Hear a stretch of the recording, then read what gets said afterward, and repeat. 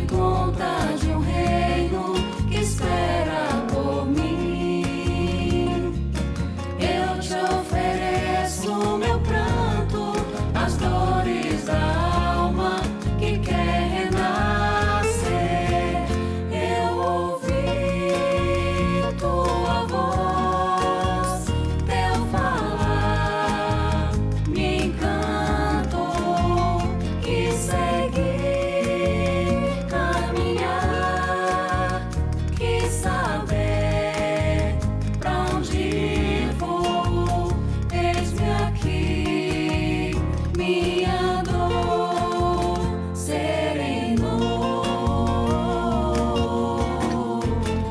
Eu ouvi tua voz, teu falar me encantou, que segui caminhar, que saber pra onde vou. Eis-me aqui, minha dor serenou, serenou.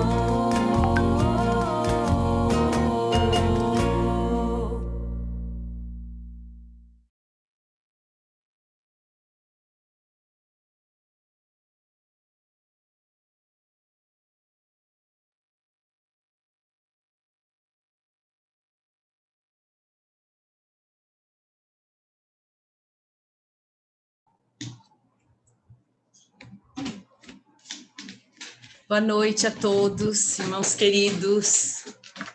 Aqui estamos na nossa casa de Eurípides virtual, uma vez mais, um coração cheio de alegria por ver todos aí. Ju, linda, que bom te ver aí.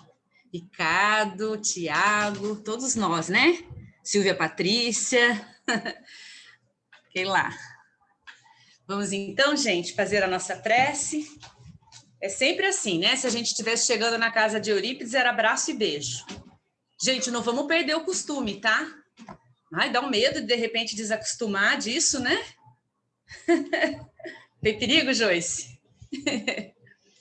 Então vamos. Vamos unir nossos corações, nosso pensamento, nesta hora tão importante de nossas vidas, em que juntos chegamos ao bairro Maria Áurea, virando aquela ruazinha estreita, parando onde encontramos a vaga e adentrando a nossa casinha de Eurípides.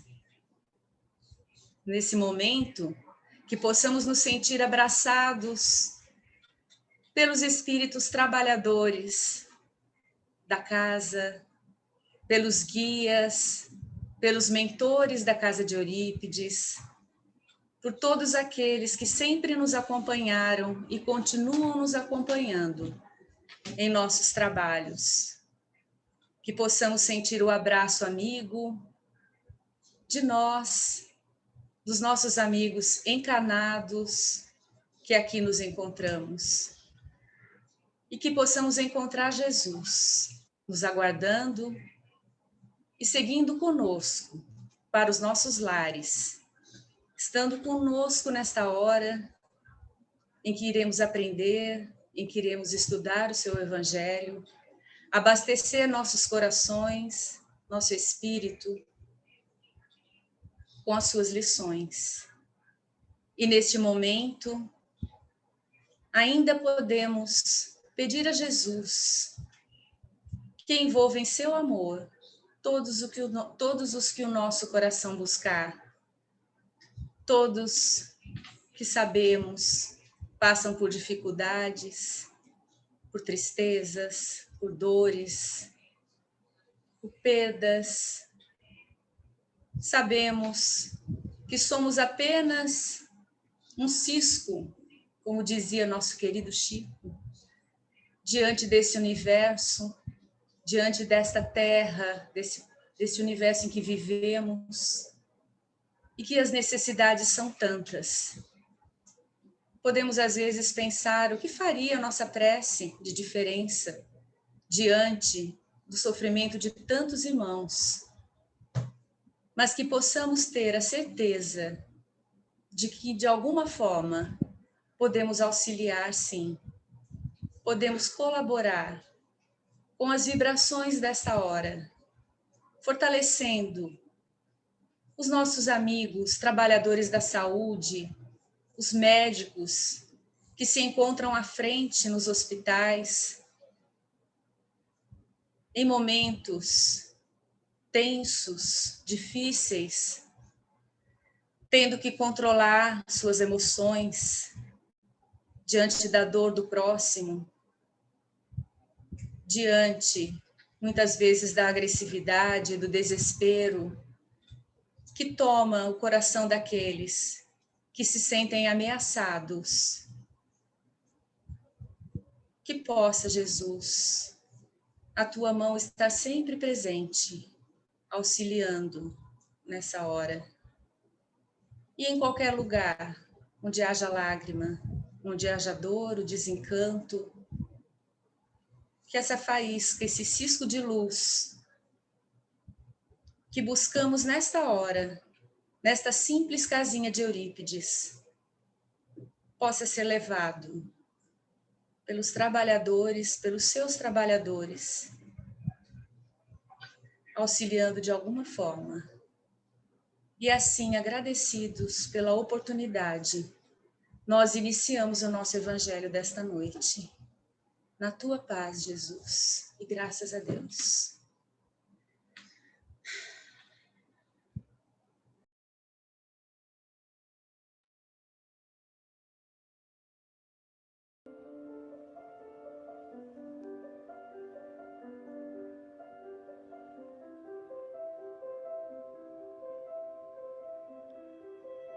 Amigos queridos, neste momento, nos preparamos para receber o benefício do passe. Esta transmissão de forças em que preciosas energias espirituais fluem dos mensageiros do Cristo para atenuar os sofrimentos dos homens com os recursos necessários e assim restaurar a harmonia indispensável a cada um de nós.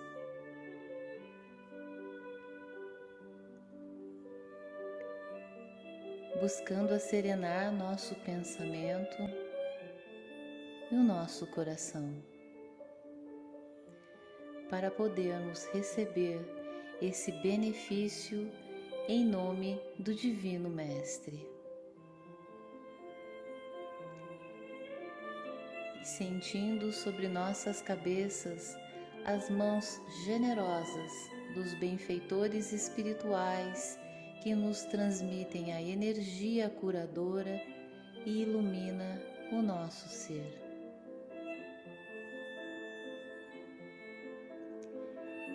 Envolvidos nessa luminosidade, bons espíritos nos auxiliam, dissipando energias pesadas e doloridas que por vezes carregamos. E neste momento pedimos a bênção do alívio em nome de Jesus. E agora, nos sentindo como um vaso limpo, nos preparamos para receber a bênção refazedora das boas energias e do bem administrados para nós por mãos fraternas a serviço de Jesus.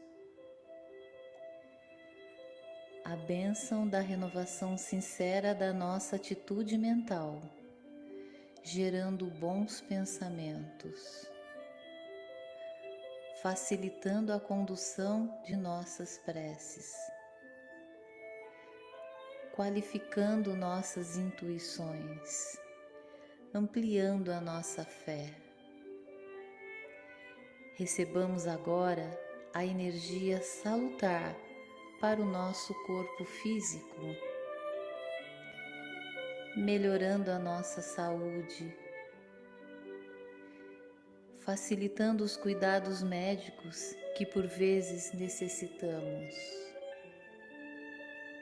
nos fortalecendo. Vamos registrar a bênção que há de nos auxiliar na direção do bem, qualificando nossas ações, direcionando nossos passos e nossas mãos como instrumentos do bem ao próximo. E com o nosso coração, solicitemos a Jesus para que nos seja concedido o necessário. E agora que já recebemos alguma luz, cuidemos para não perdê-la. E assim, agradecemos ao amado Mestre Jesus e aos benfeitores espirituais por toda esta assistência neste abençoado momento do paz.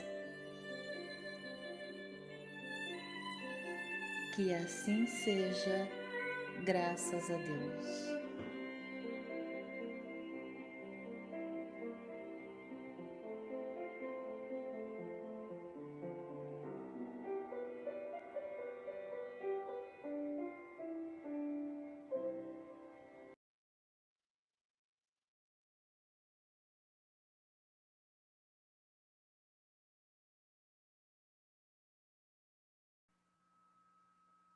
Boa noite a todos, amigos queridos. Me ouvem bem? Tudo certo? Sim? Jabel, eu acho que não tem perigo da gente perder a característica marcante dos abraços. E acho até que a gente vai ter aprendido a dar valor de verdade para os abraços. Pelo menos é o que eu sinto, é o que eu tenho compartilhado com tanta gente. Não é? Espero que sim. Então, vamos continuar o estudo do Evangelho segundo o Espiritismo, no capítulo 14, honrar pai e mãe, item 8, a parentela corporal e a parentela espiritual. Os laços de sangue não criam necessariamente laços entre os espíritos. O corpo procede do corpo, mas o espírito não procede do espírito, porque o espírito existia antes da formação do corpo. Não é o pai que cria o espírito de seu filho. Nada mais faz que lhe oferecer dá-lo em seu desenvolvimento intelectual e moral para fazê-lo progredir. Os espíritos que se encarnam numa mesma família, especialmente entre parentes próximos, na maioria das vezes, são espíritos simpáticos, unidos por relações anteriores, que se expressam por sua afeição durante a vida terrena. Mas pode acontecer também que esses espíritos sejam completamente estranhos uns aos outros, divididos por antipatias igualmente anteriores, que se traduzem do mesmo modo por seu antagonismo na Terra, para lhe servir de provação. Os verdadeiros laços de família não são, portanto, aqueles da consanguinidade, mas aqueles da simpatia e da comunhão de ideias que unem os espíritos antes, durante e depois de sua encarnação. Disso se segue que dois seres, nascidos de pais diferentes, podem ser mais irmãos pelo espírito do que se o fossem pelo sangue. Podem atrair-se, buscar-se, sentir prazer quando juntos, ao passo que dois irmãos consanguíneos podem repelir-se, como se pode ver todos os dias. Problema moral que só o espiritismo podia resolver pela pluralidade das existências. Há, portanto, duas espécies de famílias: as famílias pelos laços espirituais e as famílias pelos laços corporais. As primeiras, duradouras, se fortalecem pela depuração e se perpetuam no mundo dos espíritos, através das diversas migrações da alma. As segundas, frágeis como a matéria, se extinguem com o tempo e muitas vezes se dissolvem moralmente já na vida presente. Foi o que Jesus quis tornar compreensível ao dizer a seus discípulos: aqui estão minha mãe e meus irmãos, isto é, minha família pelos laços do Espírito, pois todo aquele que faz a vontade de meu Pai que está nos céus é meu irmão, minha irmã e minha mãe. A hostilidade de seus irmãos está claramente expressa no relato de São Marcos, porque, diz ele, eles se propunham arrebatá-lo, sob o pretexto de que havia perdido o espírito. Informado da chegada deles, conhecendo a opinião deles a respeito, era natural que dissesse, referindo-se a seus discípulos do ponto de vista espiritual: aqui estão meus verdadeiros irmãos. Sua mãe estava com eles. Assim mesmo, ele generaliza o ensinamento, o que de modo algum implica que tenha pretendido declarar que sua mãe, segundo o corpo, nada era para ele como espírito, e que só tivesse para ela indiferença. Sua conduta, em outras circunstâncias, provou de modo suficiente o contrário. Que assim seja, uma boa noite de estudos a todos nós.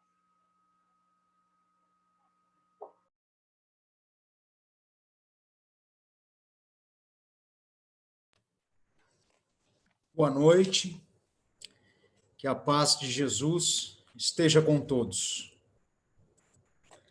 O corpo procede do corpo, mas o espírito não procede do espírito, porque o espírito existia antes da formação do corpo.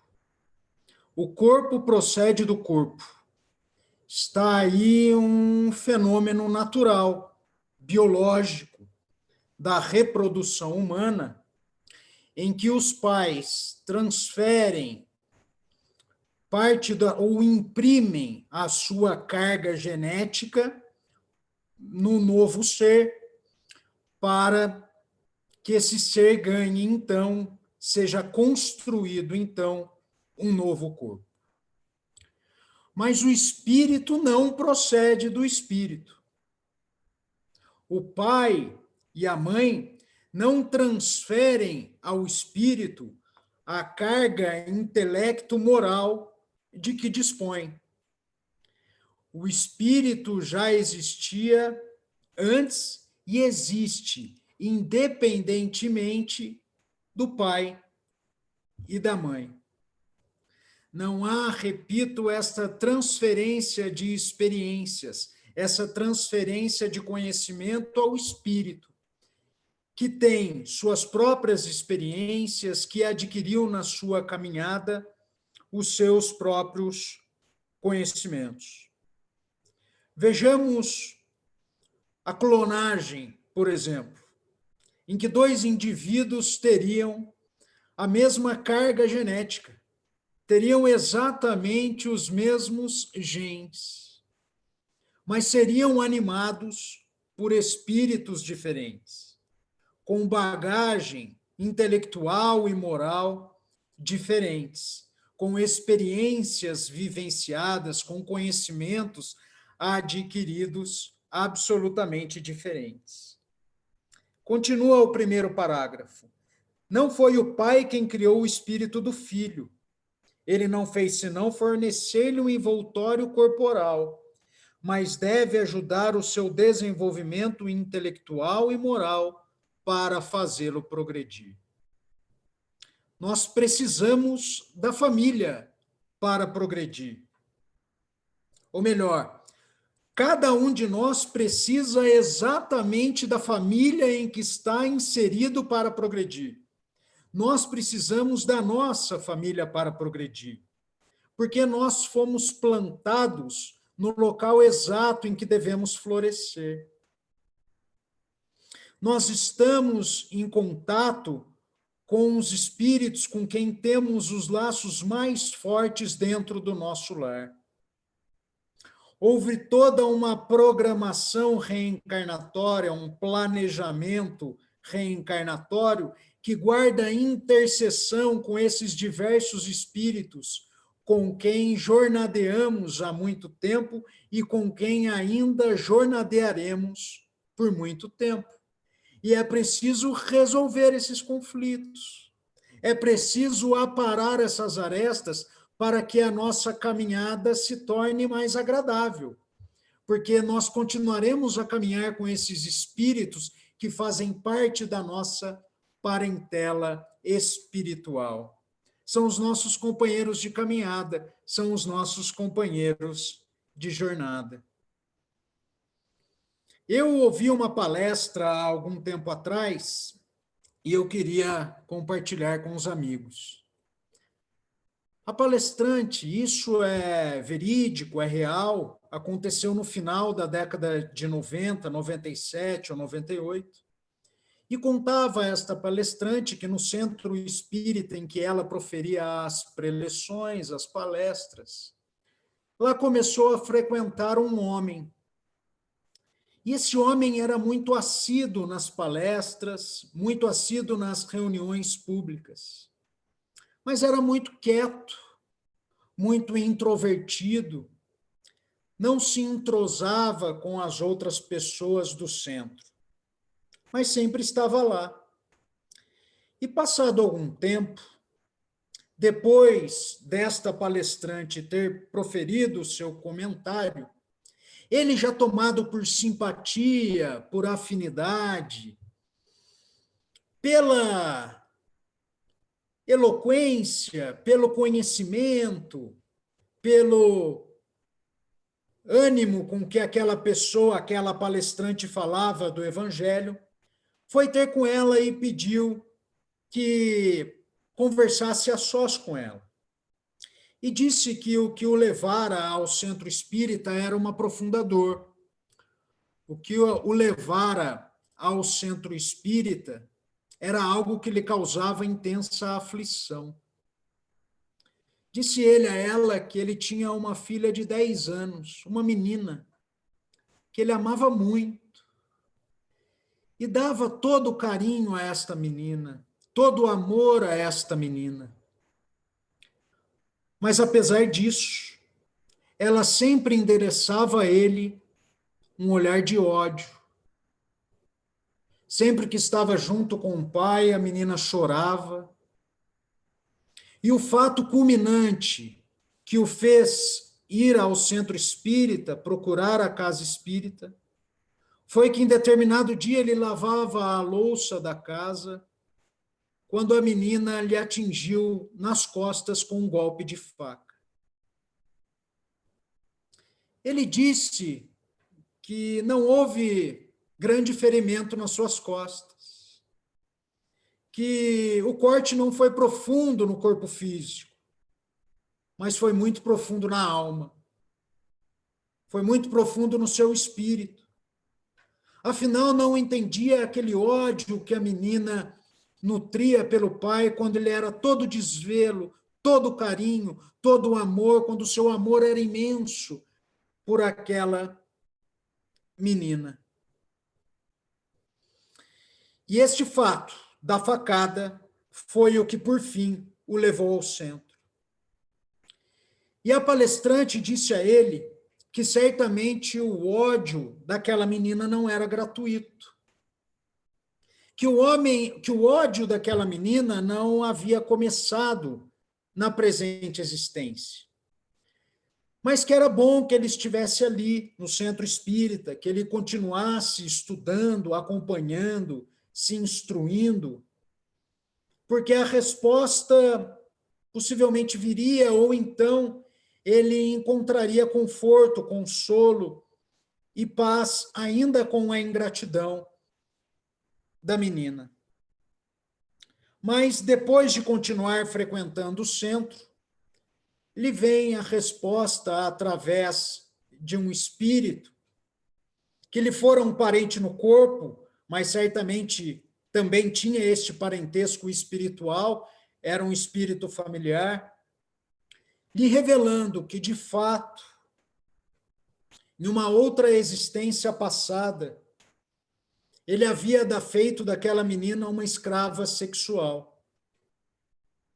Ele havia tirado aquela menina ainda muito jovem do seio da família e a escravizado sexualmente. Depois de muito arrependido no plano espiritual e consciente dos seus erros, a sua programação espiritual com a qual ele concorda, ele assente, era que deveria vir na condição de pai e dedicar extremado amor àquela menina, e ele se comprometia a isso no plano espiritual para reparar aquele erro do passado. E assim é feito, os planejamentos reencarnatórios daquele homem, nesse fato real, verídico, e daquela menina se cruzam, e ele vem ser o pai daquela menina na presente existência.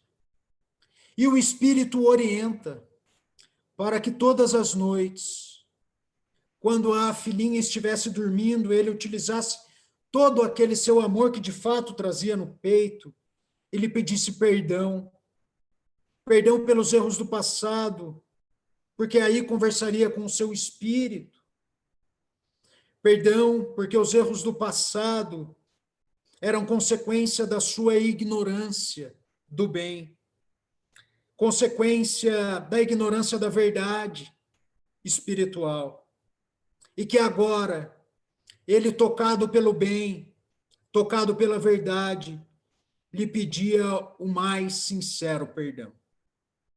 E todas as noites este homem passou a seguir a orientação do espírito que lhe era familiar e pedia perdão à filhinha pelos erros escabrosos do passado. E continuou a frequentar o centro espírita, e continuou a sua instrução, até que, após algum tempo, ele entra nesse centro espírita de mãos dadas com a filhinha.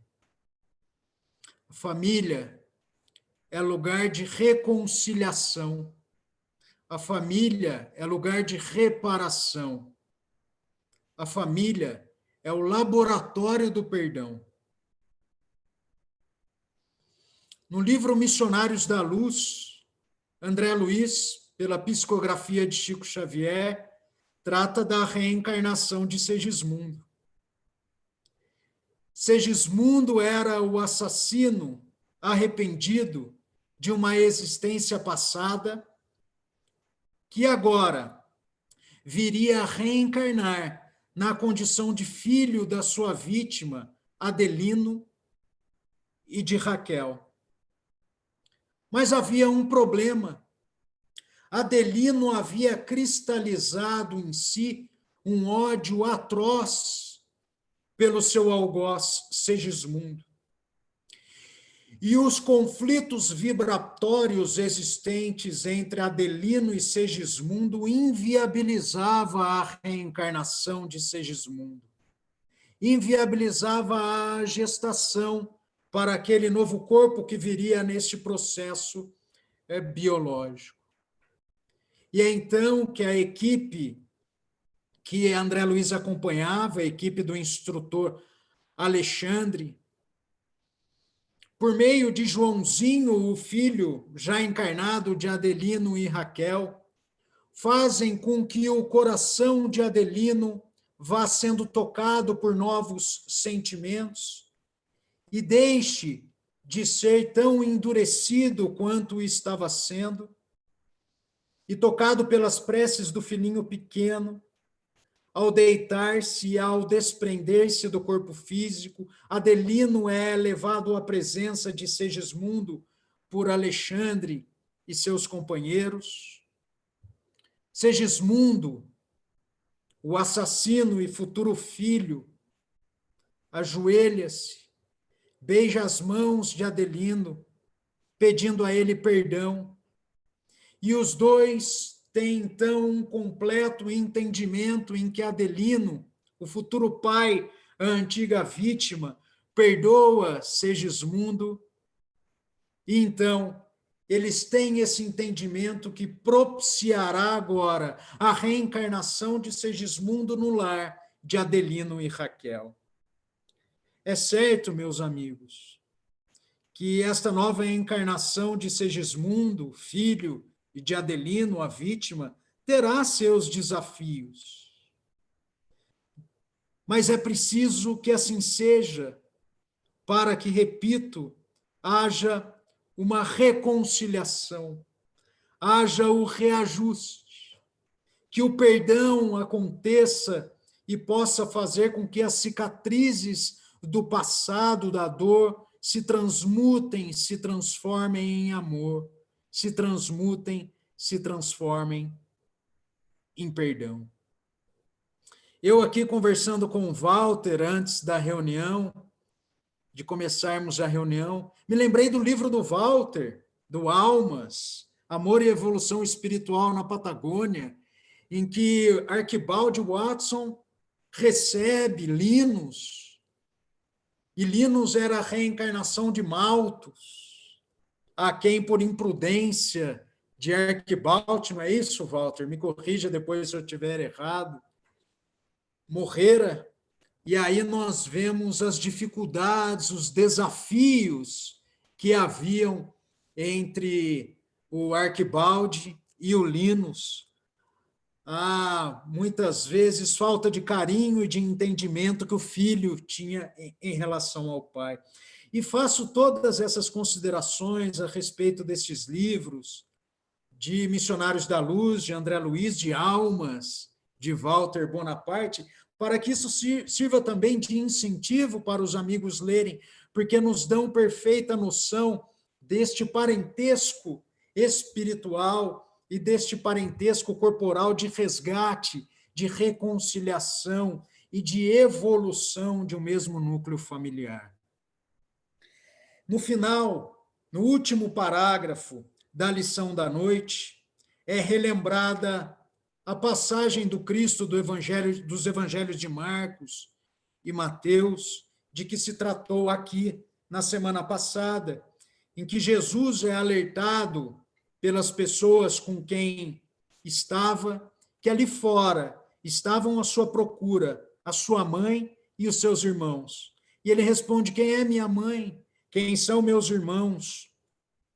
Dizendo ainda que a sua mãe e os seus irmãos eram aqueles companheiros que ali estavam com ele reunidos, porque seus parentes mais próximos, seus familiares mais próximos eram aqueles que faziam a vontade do Pai.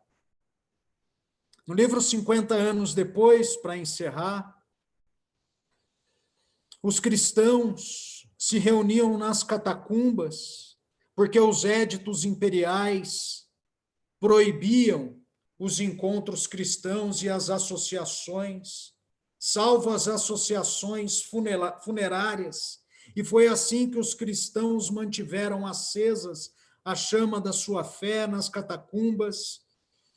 E esta mesma passagem, em determinada noite, em que Jesus pergunta quem é minha mãe, quem são meus irmãos, é lida para que fosse explanado o evangelho da noite pelo célebre cristão Policarpo. Mas, depois de ler a passagem evangélica, o homem que a leu diz que Policarpo, o amado cristão, havia sido preso pelas autoridades do império nos cárceres do Esquilino naquela tarde e pedia que alguém, então, comentassem essa passagem do evangelho.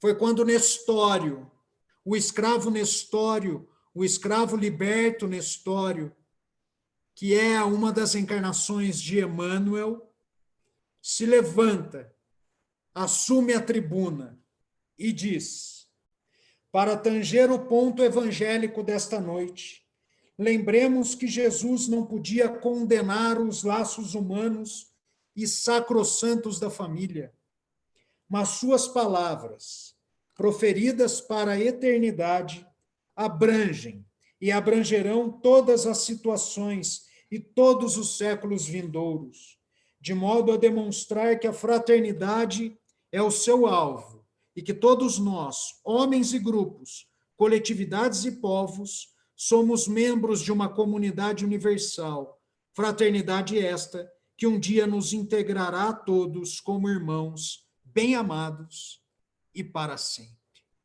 Jesus quis, com esta lição, dizer que devemos alimentar a fraternidade, a solidariedade, a fim de que sejamos todos irmãos.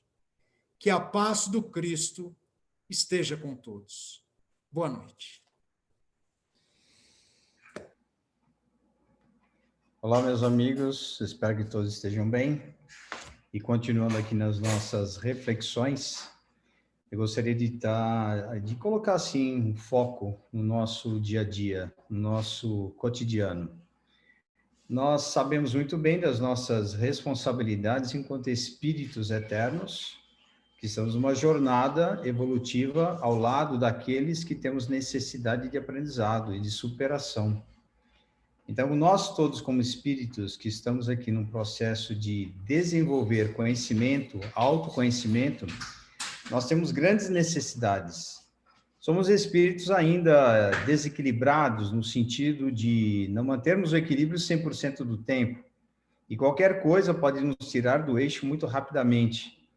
Então, aquelas emoções, sensações que eventualmente podem nos acompanhar em situações de desafio, nós temos aí os nossos grandes e gigantescos aprendizados.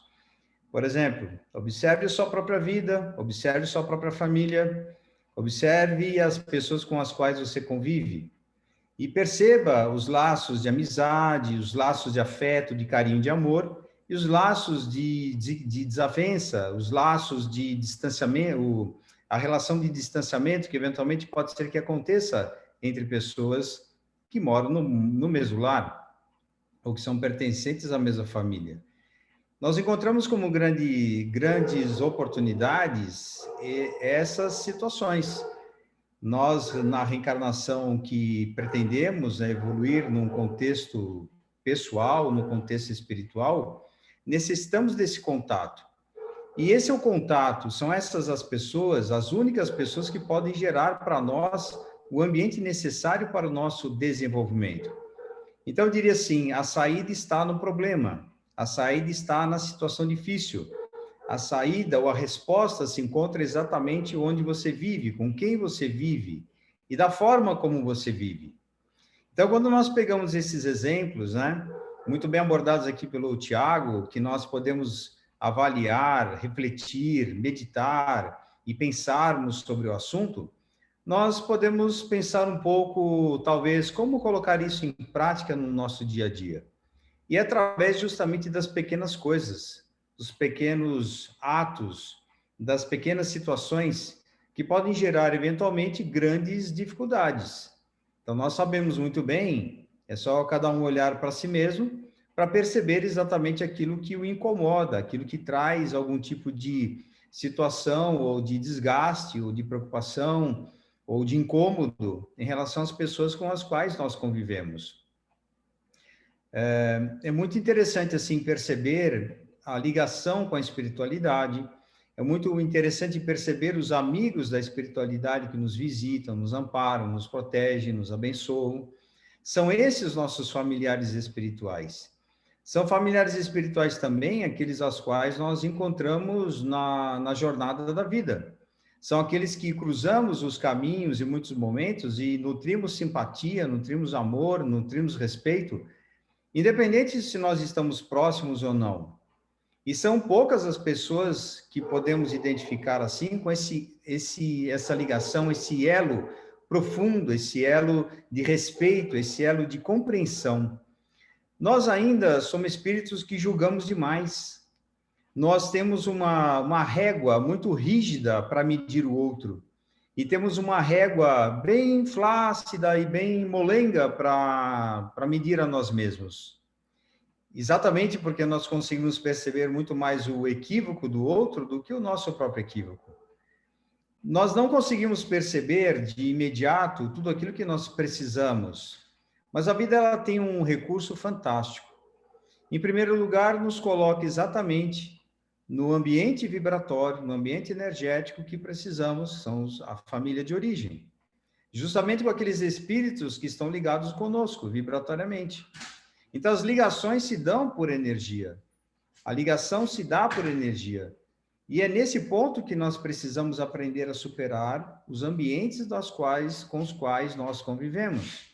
Se nós temos parentes mais difíceis no relacionamento, precisamos aprender exatamente com essas situações. Porque, de fato, quem é anjo ou santo? Quem pode dizer exatamente daquilo sobre a perfeição ou imperfeição das outras pessoas? Se nós pudéssemos aqui, eu já comentei, não sei se foi aqui no encontro passado, não sei se foi... É que a gente acaba, às vezes, falando em alguns lugares, não lembro se eu comentei da experiência de fazer, de você sair, por exemplo, e quando você terminar aqui a nossa reunião, você ter um encontro exatamente com a pessoa que você tem maiores dificuldades de relacionamento. Vá lá no seu banheiro e olha no seu espelho. E você vai encontrar exatamente a pessoa com quem você tem que desenvolver uma ligação muito mais consciente, que é com você mesmo. Então, as outras pessoas fazem o que elas podem fazer, e nós também. E dentro dessa possibilidade, se você tem consciência em relação àquilo que você faz, aí a responsabilidade é nossa, é de quem realmente vai tomar atitude, e não daquele que talvez nesse momento não consiga acompanhar o raciocínio, a vibração, o entendimento. Não adianta cobrar de quem não tem que dar. Não adianta pedir ou solicitar ou ficar brigando numa situação que não tem compreensão, não tem conversa, não tem entendimento. E precisa existir o que nesse momento?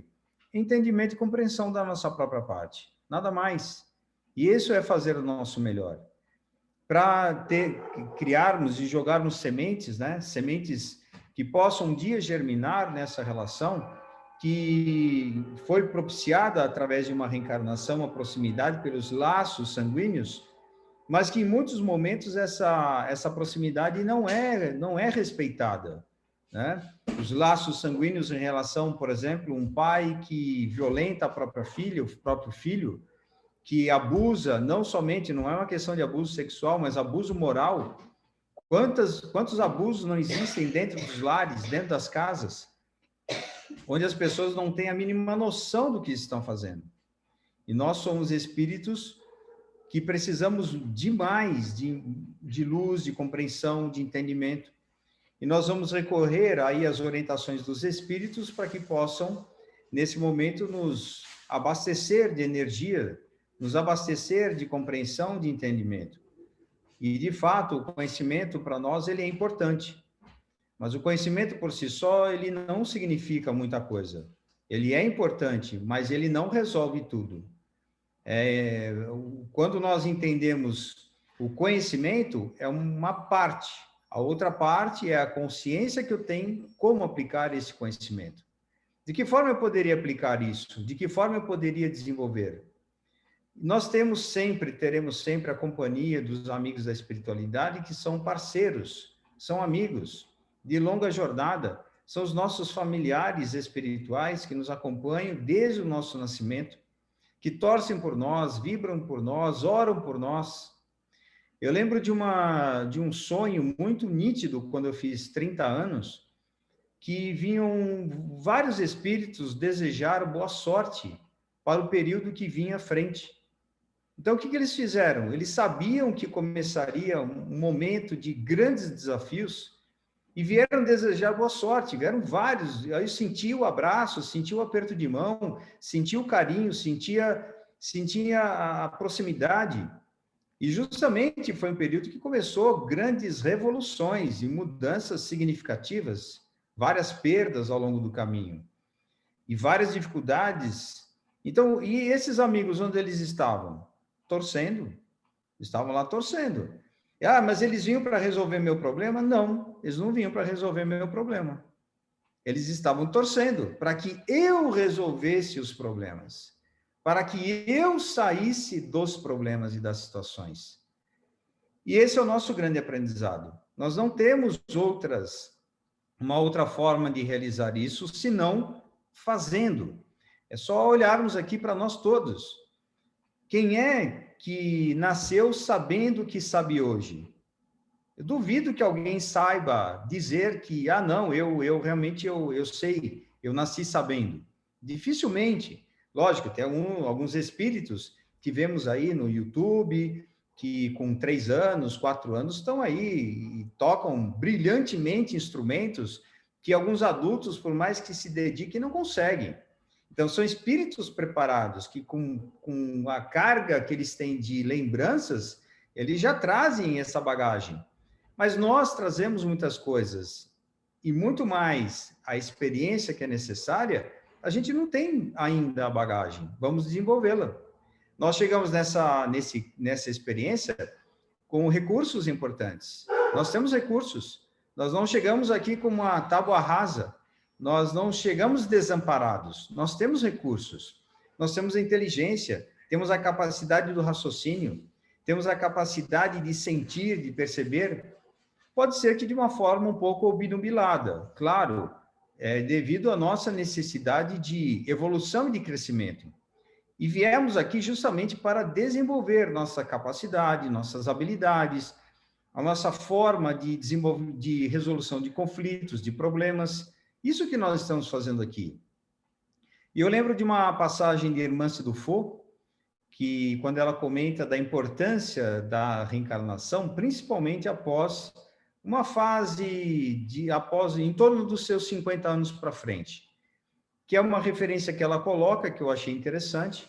Fui pesquisar em outras referências, achei um amparo para essa referência que ela coloca, de que em torno da idade dos 50 anos, seria uma idade de nós amadurecermos efetivamente para a nossa encarnação, onde até então nós passamos por uma série de aprendizados, passamos por uma série de dificuldades, passamos por uma série de situações importantes, e que nessa fase da maturidade é a fase de apaziguar isso tudo, é a fase de nós avaliarmos toda essa caminhada, até chegarmos numa fase, aí é fala minha, né? Até chegarmos numa fase em torno dos seus 60 anos e entrarmos numa etapa também de desenvolvimento e crescimento. Eu lembro uma vez, quando meu pai, ainda encarnado, né, o dia que ele fez 60 anos, eu perguntei para ele, puxa vida, quais são os planos para o futuro? E ele falou assim, mas que futuro? Eu vou me aposentar? Já foi, as coisas já foram. Cara, eu vou dizer para vocês assim, não é esse um pensamento legal para podermos colocar na nossa existência, principalmente quando a gente chega perto dos 60 anos, né, eu diria. Então, nesse momento, eu diria, cara, 60 anos, você pode pensar numa nova etapa da tua existência, no mínimo até os 90 anos.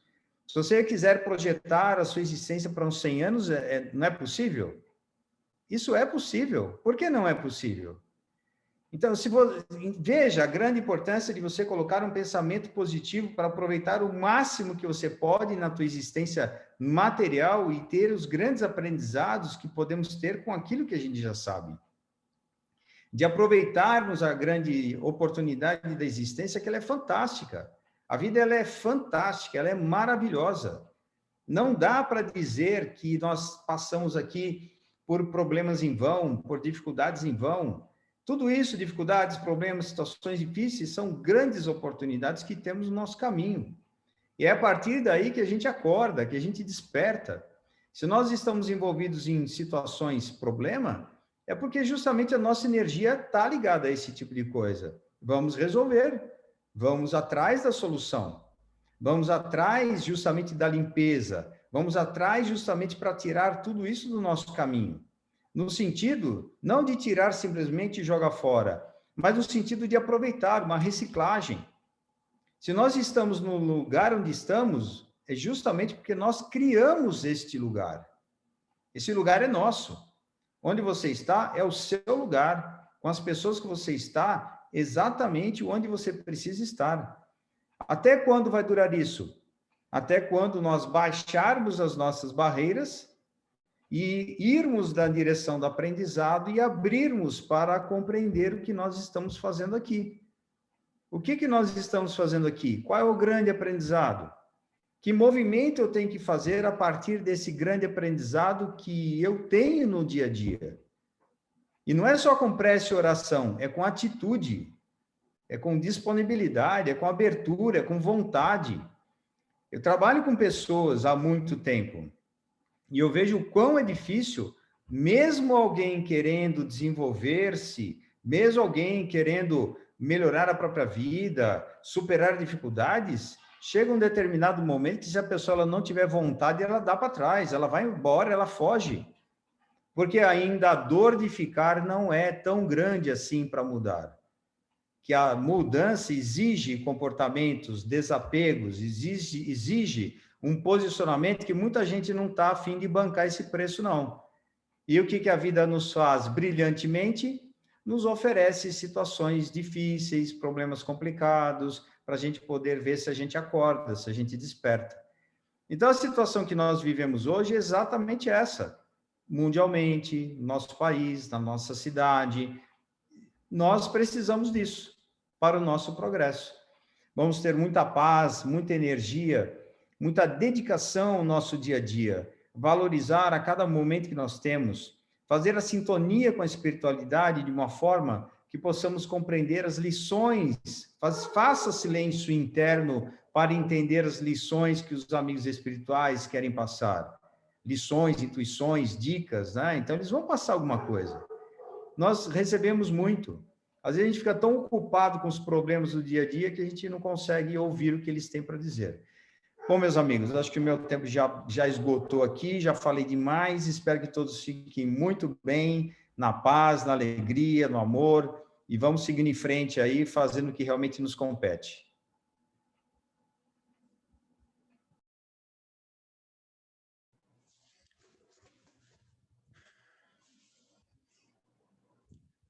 Boa noite a todos. Uma vontade enorme de ficar em silêncio para refletir e saborear ainda mais as lições que acabamos de receber. Um beijo no coração do Tiago, desse irmão Ricardo, que nos ofertaram muito material, que nos enriqueceram demais. Pois bem, eu peço desculpa de quebrar o momento e me fazer também presente. Eu gostaria, antes de abordar o tema, dizer que na próxima sexta-feira nós estaremos na primeira sexta-feira do mês de abril, dia 2 de abril. E dia 2 de abril, por coincidência, também estaremos comemorando o aniversário de Francisco Cândido Xavier. Nós convidamos para a palestra da sexta-feira que vem o nosso querido Tiago Prates. E ele abordará o tema Chico, o Homem de Bem. Eu vou pedir para o Walter, se ele puder colocar a divulgação. Isso, para que todos possam memorizar, né? Então, sexta-feira que vem, na nossa reunião, nós teremos, então, a palestra com o Tiago, tá bom, gente? Vamos não só aproveitar a oportunidade, como divulgar a oportunidade através da rede social, dos contatos que nós já estamos habituados a fazer com bastante frequência diante do momento que vivemos na pandemia. Então, vamos aproveitar também e nos focar nessa oportunidade de divulgar nas redes sociais, em família, entre amigos, essa palestra que o Tiago está preparando para sexta-feira que vem. E muitas vezes pessoas que jamais imaginariam que estariam presentes numa reunião dessa virtual, elas podem ter a oportunidade, através de uma intuição dos seus guias, em razão de um convite que a gente faça, de uma postagem que a gente realize, de um envio para essa pessoa no WhatsApp da palestra. e é o suficiente para fazer os links mentais e essa pessoa, então, se fazer presente na reunião e também se beneficiar da oportunidade do material que será apresentado. E eu costumo sempre falar, ouvir o Tiago não é só nos beneficiar do conhecimento, da retórica, da coordenação, mas o Tiago também tem essa oportunidade de nos dar o coração dele. E isso nos alimenta muito, tá bom? Pois bem, a lição de hoje, ela realmente provocou enormes reflexões em cada um de nós aqui presente. Em cada quadradinho aqui, por certo, existe um espírito que traz consigo as suas dificuldades de relacionamento familiar.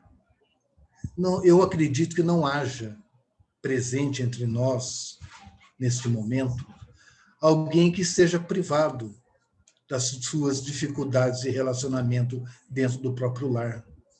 Todos temos problemas. Todos nós. Alguns menores, outros maiores, mas faz parte da nossa natureza perceber que as nossas reencarnações, elas compreendem oportunidades de aprendizado, de reajuste, de provas, de expiações.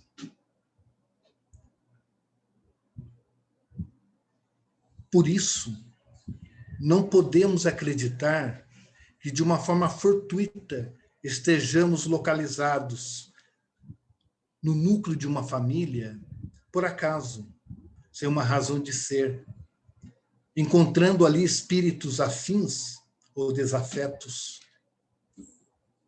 Tudo está encadeado para que nós consigamos aparar arestas do passado e conquistar as condições necessárias para o nosso processo evolutivo. Nós sabemos hoje que o amor une as pessoas. Os laços de amor, de afeto, de união, de harmonia, eles não se perdem. A morte, ela é um fenômeno natural que não interrompe as relações espirituais.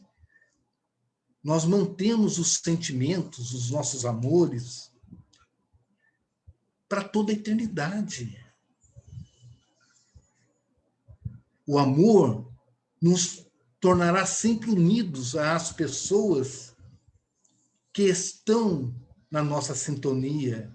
E nós sempre iremos nos amparar nessas pessoas, nos sustentar. E estaremos também compromissados em sustentá-los, ampará-los. E nessa troca, porque o amor sempre compreenderá troca. O amor sempre será doação. E, por consequência, recepção. Porque nos completamos dessa forma. E dentro de jornadas e experiências, nós poderemos estar sempre desfrutando das pessoas que nos são afins para conquistarmos as nossas lições e experiências espirituais. Mas lembremos-nos também que se o amor une as pessoas, o ódio aprisiona as pessoas. Através do amor, nós nos unimos dentro da harmonia maior da vontade. O ódio algema pessoas pela necessidade. Então, quando nós temos desavenças com alguém, por mais que nós queiramos nos afastar dessa pessoa, não conseguimos. Olha que interessante, porque a relação de desavença, de desafeto, de ódio, de raiva, cria dependências mentais que aprisionam esses espíritos. A título de exemplo, lembremos-nos o seguinte: se porventura alguém que já passou por uma experiência, ou já conheceu alguém que passou por uma experiência de ter raiva de alguém, ou ter ódio de alguém, lembremos-nos que quando nós temos esse sentimento, é como se cada dia que acordássemos, nós não conseguimos tirar da nossa mente esse desafeto. Parece que de uma forma ou de outra, alguma coisa no dia fará com que nós lembremos-nos daquela pessoa que não gostamos. Parece que sempre nós estaremos remoendo, através de ressentimentos, as experiências negativas com ela. A pessoa pode mudar-se fisicamente para bem longe da gente, mas a raiva entre elas as manterá unidas mentalmente. São aqueles processos obsessivos de fixações mentais que um não se desprende do outro. Pode ver, quando nós temos animosidade para alguém, a gente, quando para observar, estamos falando dessa pessoa, estamos criticando, estamos sentindo, porque a desavença prende as pessoas, algema as pessoas. O amor une, o ódio aprisiona. Dentro desse conceito, nós percebemos que na família temos amores e temos algemas, prisões, que estamos vinculados com compromissos. Por mais que nós não queiramos estar com uma pessoa, parece que não conseguimos nos furtar, porque mentalmente nós estamos presos pelo desafeto. É interessante esse conceito. E nós temos que observar isso. E quando nós estamos em família, nós percebemos que nós temos um grande desafio a ser realizado. É o desafio de sermos nós mesmos constantemente dentro do lar. Porque nós podemos, temporariamente, nos fazer pessoas boas, simpáticas, educadas, no ambiente de trabalho, no centro espírita que frequentamos, na roda social que nós habituamos ir. Mas quando trata-se de família, nós não conseguimos disfarçar a nossa essência verdadeira. Existe um ditado antigo que diz que quando nós comemos 1 quilo de sal com alguém, nós mostramos quem somos. É um ditado muito antigo. Eu não sei se os mais antigos aqui lembram desse ditado popular. Ah, o Gustavo é uma pessoa muito boa. Então os antigos falavam. Ah, você acha o Gustavo uma pessoa muito boa? Come 1 quilo de sal com ele e você vai ver se ele realmente é uma pessoa boa. O que significava isso entre os antigos? O sal, ele é um mineral que, para o tempero da comida no dia a dia, 1 quilo de sal dura muito tempo.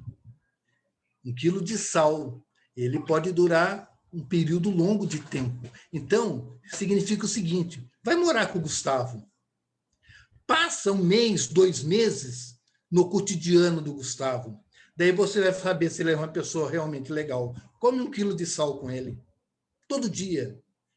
O Gustavo, quando chega no centro, é uma simpatia, beija todo mundo e abraça todo mundo, sempre sorrindo. Ah, é? Vai comer 1 quilo de sal com o Gustavo. Vê se ele acorda sorrindo todo dia para a esposa, se ele realmente é simpático para os filhos, no dia a dia, como é que ele reage aos problemas domésticos, qual é a postura dele em família, o trato dele no dia a dia, enquanto estiver degustando o sal. Aí sim, nós perceberemos que nós podemos enganar, maquiar como somos para com os outros. Mas dentro do nosso lar, no relacionamento íntimo familiar, nós não conseguimos enganar, porque ali nós somos obrigados a nos despir das convenções sociais e nos apresentar tal qual somos. Quando eu trabalhava com mocidade, eu não sei se a Joyce vai lembrar, eu sempre falava, né, o jovem ele é muito peculiar nesse exemplo.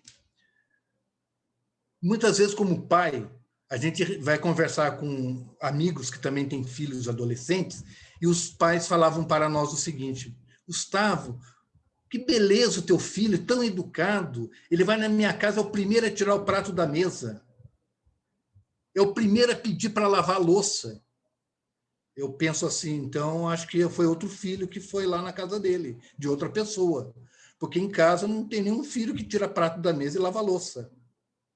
Mas lá na casa do amigo, o filho é uma cordialidade que os pais falaram que queria ter um filho desse. E é interessante que daí o filho chega na nossa casa e fala: pai, eu queria ser filho do filho do meu amigo, como ele é bom comigo. Daí nós poderíamos aplicar de novo aquele conceito. Vai lá comer 1 quilo de sal, ou venha aquela família comer 1 quilo de sal com meu filho aqui em casa. E é interessante, até o exemplo que eu sempre dava em sala de aula. Se meu filho, ou se eu, adolescente, eu vou pegar a minha pessoa, adolescente, estivesse na casa de um amigo, e os pais do meu amigo entrassem na sala e falassem assim: precisa ir na padaria comprar pão. Eu, para ser gentil com os pais do meu amigo, que são muito legais, pode deixar que eu vou. Nossa, que menino educado, prestativo. E se eu tiver com dinheiro, ainda falarei para os pais do meu amigo: e deixa que eu pago. Lá em casa, se o meu pai, na minha adolescência, entrasse na sala, eu estivesse assistindo um filme e falasse: Gustavo, vai na padaria comprar pão. Mas nem por decreto tiraria eu do sofá. Mas jamais. É interessante isso, gente, para nós percebermos que quando Chico Xavier fala que se nós tratássemos nossos parentes como tratamos as visitas dentro da nossa casa, nós teríamos um ambiente extremamente equilibrado e confortável. Porque com as visitas, a gente muda a expressão, muda o trato, porque a visita vai embora logo. Os parentes perduram dentro de um processo de aprendizado. E nós, então, percebemos que hoje nós temos a cada dia, um desafio de relacionamento dentro de casa. A cada dia, nós sabemos com quem nós temos dificuldade de relacionamento, quem nós somos mais afins, quem nós discutimos, quem nós não gostamos. E a cada dia o desafio é aprendermos a detectar os problemas, buscar soluções e nos relacionar, produzindo resultados, ajuda, sendo útil dentro de casa, sendo útil, impactando o espírito que convive conosco, os espíritos que convivem conosco dentro de casa. Possamos fazer a diferença, dando exemplo, através do que falamos e como agimos dentro de casa. Porque fora do nosso lar, muitas vezes nós fazemos discursos de benemerência, do evangelho, de paz, de fraternidade. Mas quando estamos lá dividindo o sal entre os nossos mais íntimos, somos autoritários, intransigentes, rancorosos, mantemos ressentimentos, não conseguimos perdoar, e quando saímos de casa, levamos o evangelho embaixo do braço. Família é o reduto que nos expõe oportunidades de conquistarmos-nos através da reforma íntima, de modificarmos-nos através da reforma íntima. Dependemos dos nossos familiares, ou pelo amor, ou pelas desavenças do passado. Dependemos de cada um, pois são através deles que encontraremos as ferramentas, os instrumentos para a nossa evolução. Eu também me falei demais, e eu agradeço a oportunidade e agradeço ao coração de cada um. Um beijo a todos.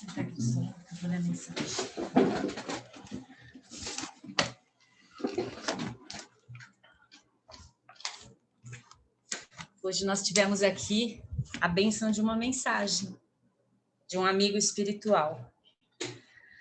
Laboratório sagrado que nos ensina a amar. Entre o presente e o passado, temos a bênção do lar. Laços de ódio e amor se misturam nessa arena, entre sorrisos e dor. Essa é a luta terrena. No cenário familiar, a bênção do esquecimento surge a nos auxiliar, renovando o sentimento. Na alquimia divina, espíritos renovados, transformando ódio em amor, ressurgem então renovados. Sublime oportunidade, encontros de grande valor. A lei da afinidade é bênção do Criador. Um espírito amigo.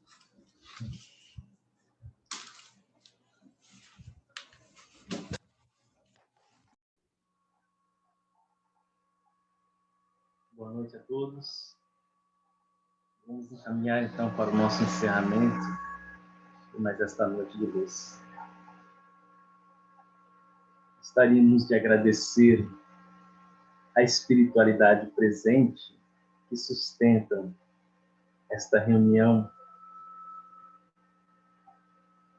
e junto aos irmãos que aqui nos banquetearam esta noite com suas palavras de esclarecimento quanto à lição que os espíritos nos presentearam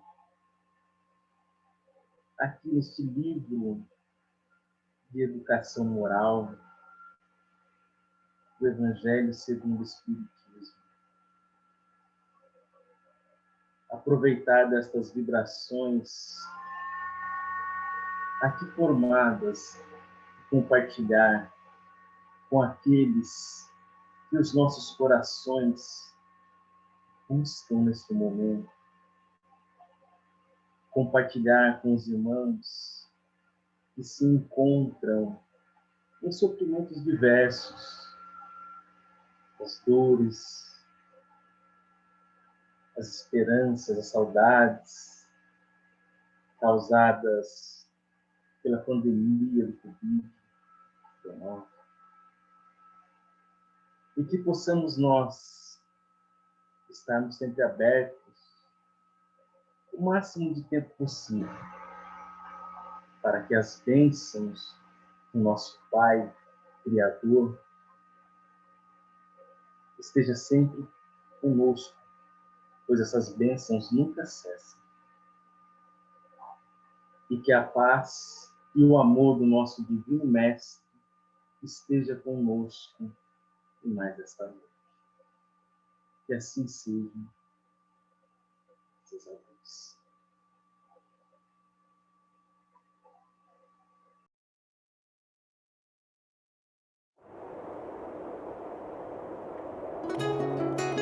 Não vos inquieteis com o que comereis, nem tampouco com o que vestireis. Não é a vida mais que o alimento, e o corpo mais que a veste?